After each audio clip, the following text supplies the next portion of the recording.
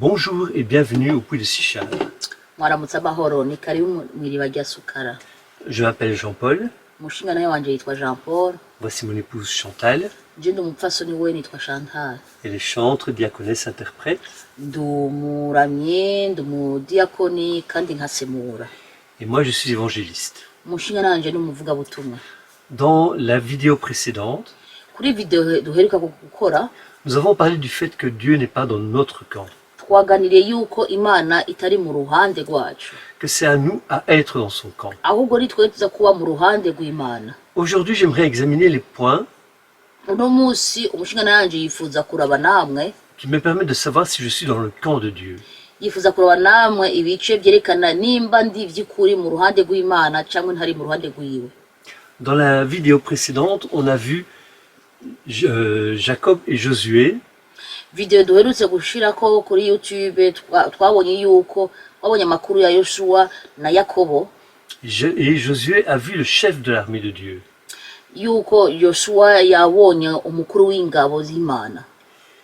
Et Josué a voulu être dans le camp de Dieu. Yoshua yifuje kuba mu ruhande rw'Imana. Et le résultat, c'est qu'il a remporté la victoire à Jéricho. Inkuru yavuye nuko yaronse ubutsinzi kuri Yeriko. Et la Bible ne nous parle pas qu'à un moment donné, Josué a eu peur.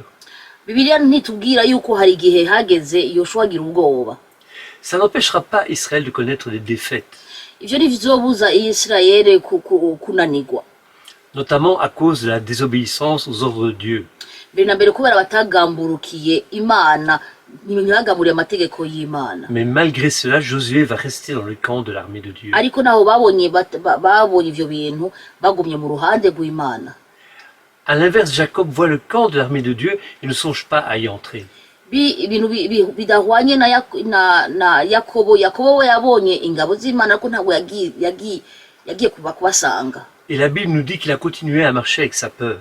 Bibiri tugira ko yabandanyage atera imbere n'ubwoba bwiwe bwose. Ainsi, la première chose qui vient quand nous sommes dans le camp de Dieu, Ikintu rero cya mbere kiza iyo turi mu ruhande rw'Imana, c'est la disparition de la peur. ubwoba bwose twari dufise buca butuvako. Vous subissez encore des attaques, Uracyafise ibitero mais la peur n'est plus là. ariko ubwoba ntabwo ugifise. Vous pouvez même commettre des fautes, Urashobora no kugira amakosa mais vous voyez les choses changer dans votre vie. ukabona ibintu mu buzima bwawe bihinduka. Et vous-même, vous repentez de vos fautes et vous cherchez le changement. Nawe ku bwawe ukarondera kwihana kuri ivyo bintu utakoze neza, hama ukarondera guhinduka.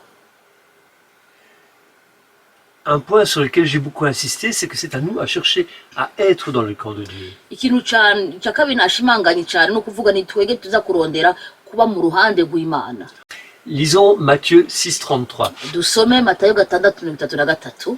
Cherchez premièrement le royaume et la justice de Dieu, le reste vous sera donné en surplus. Amen. Amen, amen. Matayo 6:33 havuga, ariko mubanze mwitwararike ubwami bw'Imana n'ukugororoka kwayo, niho ivyo byose muzobihabwa. Amen. Amen. Muzovyongerwa. Amen. Amen. Et on va lire Jérémie 29, le verset 13. Hama dusome Yeremiya 29:13. Vous me chercherez et vous me trouverez, si vous me cherchez de tout votre cœur. Amen. Amen, amen. Muzondondera kandi muzombona nimwandondera umutima wanyu wose. Nimwandondeza umutima wanyu wose. Amen. Amen. La Bible le dit clairement. Bibiliya itubwira neza. Cherchez Dieu. Urondere Imana. Ce n'est pas Dieu qui est perdu. Ntabwo ari Imana yatakaye. Lui, il connaît tout de moi. Imana izi ibinyerekeye byose. Il sait exactement où je suis. Imana irazi neza aho ndi. Il sait qu'en ce moment précis, je suis devant cette caméra. Imana irazi neza ko muri umwanya ndi imbere y'iyo kamera. Dieu n'a nul besoin de me chercher. Imana ntabwo ikeneye kundondera. Mais moi, est-ce que je sais où il est? Ariko mbega jewe ndaza aho Imana iri. Et Jérémie, quand il parle, il s'adresse aux Juifs. Yeremiya igihe ariko aravuga yariko abwira abayuda. C'est-à-dire à des croyants, les membres du peuple élu. Bisigura ko abwira abantu bafise ukwizera, abantu baturanije. Et il leur dit, Hama akababwira, vous me chercherez et vous me trouverez. murandondera kandi muzombona. Car la plupart ne cherchaient pas Dieu. kuko benshi ntibarondera imana. Et malheureusement, aujourd'hui, Ikibabaje ni uko muri iki gihe beaucoup de chrétiens restent avec un christianisme d'apparence. abakristu benshi bagumanya ubukristu bwo ku ishusho gusa, Mais ils ne cherchent pas Dieu. ariko ntibarondera imana.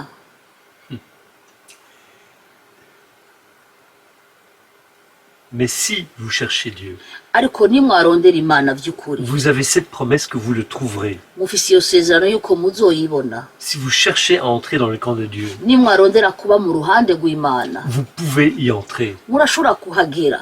Et je vais maintenant partager avec vous 3 signes qui montrent que vous êtes vraiment dans le camp de Dieu. Ndashaka gusangira namwe ibintu bitatu vyerekana yuko vy'ukuri muri mu ruhande rw'imana. J'ai parlé tout à l'heure de la peur, Mbere na mbere navuze ku vyerekeye ubwoba, mais je voudrais maintenant parler de l'amour. ubu ho nshaka kuvuga ku vyerekeye urukundo. Si vous êtes vraiment dans le camp de Dieu, Nimba muri mu ruhande rw'imana vy'ukuri, vous devenez capable d'aimer sincèrement. murashobora kugira urukundo cyangwa mugakunda vy'ukuri ataburyaye. La première chose, vous devenez capable d'aimer sincèrement. Ikintu ca mbere mutangura kugira urukundo cyangwa gukunda vy'ukuri ataburyaye. J'ai souvent vu dans une même église Kenshi narabonye mu rushengero rumwe des gens qui se détestent. abantu batagira urukundo hagati yabo. J'ai vu des pasteurs qui se saluaient devant l'assemblée. Narabonye abapasitori baramukanye imbere y'amateraniro, Et puis chacun disait du mal de l'autre quand l'assemblée était terminée. hama umwe wese akavuga nabi uwundi igihe amateraniro aheze. Ils ne s'aiment pas. Nta rukundo bafise. Pourtant Jésus nous a donné ce commandement. Ariko Imana, Yesu yaduhaye iyo tegeko, Aimez-vous les uns les autres. nimugire urukundo hagati yanyu. Ce n'est pas juste une phrase lancée en l'air. Ntabwo ari amajambo gusa yataye mu kirere gutyo, C'est un ordre. ni itegeko. Mais non seulement c'est un ordre, Kimwe ni itegeko, mais Jésus nous rend capables d'aimer sincèrement. ariko Yesu adufasha gukunda vy'ukuri. Quand vous commencez à réaliser Iyo umaze gutahura que vous pouvez yuko ushobora ne pas être d'accord avec les gens kubona ko mutumvikana n'abantu, sans pour autant devenir des ennemis, mutabaye abansi, si vous pouvez voir des gens s'éloigner de vous mubonye abantu bari kugenda kure yanyu, sans commencer à leur en vouloir, mutatanguye kubanka, et vous en arrivez même à avoir peur de détester quelqu'un, hakagera mu rugero aho mutangura gutinya no kwanka umuntu, c'est un signe que vous êtes sur la bonne voie. ico ni igicapo cerekana yuko muri mu nzira nziza, Vous êtes dans le camp de Dieu. yuko muri mu ruhande rw'Imana. La deuxième chose, Ikigira kabiri, vous êtes capable de pardonner. mufite ubushobozi bwo kubabarira. Et ça, on le sait tous, c'est vraiment dur. Ivyo twese turabizi, ni ikintu kigoye cyane. Car pardonner, cela veut dire accepter de relâcher sa colère. Kubabarira bisigura yuko ushize ishavu ryose warishitse waritaye kure. Cela veut dire aussi relâcher les mauvais souvenirs que l'autre a laissés. Ivyo bisigura kubabarira nawe bigasigura yuko ukibagira ibibi vyose uwo muntu yakugiriye. Ça signifie aussi que vous acceptez que vos blessures cicatrisent. Ivyo vyerekana kandi yuko wemeye yuko ibikomere vyawe bikira. C'est pour cela que Dieu vous donne la force de pardonner Niyo mpamvu Imana iguha ubwo bushobozi bwo kubabarira. à l'autre, mais aussi à vous-même. Kubabarira uwo muntu yakugiriye nabi, hama ukibabarira nawe. Et quand vous devenez capable de pardon, Iyo umaze gutahura kumva muri wewe yuko uko kubabara kuri muri wewe, quand vous sentez le besoin de pardonner, iyo wumva muri wewe yuko wifuza kubabarira, alors vous êtes dans le camp de Dieu. aho bica bikwereka yuko uri mu ruhande rw'Imana. Enfin, Hama mpejeje, vous savez que vous êtes dans le camp de Dieu hama igice cya gatatu umenya yuko uri mu ruhande rw'Imana quand en ouvrant les yeux, vous constatez que vous êtes au pied de la croix. iyo utanguye kugura amaso yawe ukabona kuri munsi y'umusaraba. L'endroit, il se reconnaît facilement. Aho hantu urashobora kuhamenya neza cyane vyoroshe. Vous regardez autour de vous Ukaraba ibigukikuje vyose, et il n'y a pas grand monde. urabona ko atabantu benshi bari ku ruhande rwawe. En effet, Ego, au pied de la croix, il y a peu de monde. munsi y'umusaraba hari abantu bake. Quand Jésus meurt, Igihe Yesu yacikana, au pied de la croix, munsi y'umusaraba il y a 4 femmes hari abagore bane et Jean, na Yohana, le plus jeune des disciples. mutoyi mu ntumwa. C'est écrit dans Jean 19, handitswe muri yohana 19 les versets 25 à 26. igice 55 gushika igice 25 gushika kuri 26. Il y a exactement 5 personnes. hari abantu batanu. Pierre n'est pas là. Petero ntabwo ari ahari, Matthieu n'est pas là. Matayo ntiyari ahari, Jacques n'est pas là. Yakobo ntiyari ahari. Ils sont pour certains dans la foule. Bamwe bari muri ubwo mugwi w'abantu, Et d'autres sont même cachés chez eux, abandi binyegeje mu ngo zabo à l'abri des regards. kugira abantu ntibababone. Beaucoup de chrétiens restent à distance de la croix, Abakristu benshi baguma kure y'umusaraba, car venir à la croix, kuko wegereye umusaraba c'est accepter le changement. uba wemeye guhinduka, Car c'est à la croix que vous crucifiez votre vieil homme. kuko n'igihe ugeze ku musaraba niho wemera gukura umubiri wa kera. C'est à la croix que vous prenez part au sacrifice de Jésus. Niyo gihe ugeze imbere y'umusaraba ufata ukibanza ikiguzi ca Yesu. C'est à nous à être dans le camp de Dieu. Ni twebwe tubwirizwa kuba mu ruhande rw'Imana, Et Dieu nous aime tellement kandi Imana iradukunda cane, qu'il a prévu la solution pour que nous rentrions dans son camp. yaramaze gutegura igisubizo kubera tube mu ruhande rwayo. Aujourd'hui, Uno munsi il y a beaucoup de chrétiens très courageux.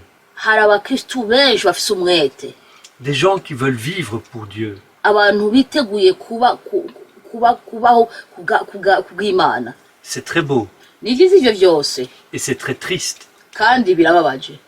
Toute notre énergie, toutes nos forces Inkomezi zose twoshiramwo canke ubushobozi bwose twoshiramwo ne suffiront jamais à nous élever au niveau d'exigence de Dieu.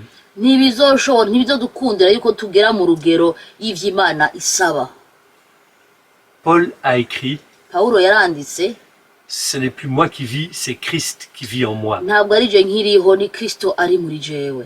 Je n'ai pas à mettre toute ma force pour vivre pour Christ. Sinkwiriye gushira inkomezi zanje zose kubera mbeho ku bwa Kristo, Au contraire, ahubwo ibitandukanye n'ivyo je dois lâcher prise. negeza gushira hasi ibintu vyose, Je dois laisser vivre Christ en moi. ahubwo nkareka Kristo akaba muri jewe. C'est difficile. Ego ni ikintu kigoye Accepter de ne plus être aux commandes de notre existence. kwemera kutayobora wenyene ku giti cyawe ubuzima bwawe. Laisser le Saint-Esprit nous diriger Tureke mpwemu yera ituyobore selon la parole de Dieu dukurikije n'ijambo ry'Imana, et devenir les passagers de nos vies. hama tukaba abantu batwagwa mu buzima bwabo. Si j'arrive à ce niveau, Ninagera muri urwo rugero, Dieu vivra en moi sans m'épuiser. Imana izoba muri jewe